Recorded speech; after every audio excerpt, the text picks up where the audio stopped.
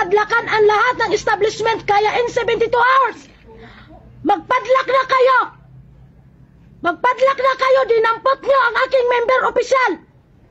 Gusto nyo magbaha ng dugo. Tandaan nyo to. Kayo lahat dito sa Surigao, magsara na kayo in 72 hours. Magsara na kayo sa ginawa nyo.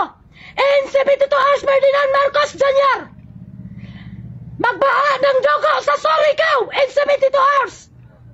Kung gusto nyo ng kapayapaan, bumaba ka dito, Ferdinand Marcos Jr. President. Sige, gamitin nyo na lahat ng forces nyo dito. In 72 hours na to. Gawin mo. Ako na nag-utos. Gawin nyo in 72 hours na hindi nila palalabasin yung taong yan.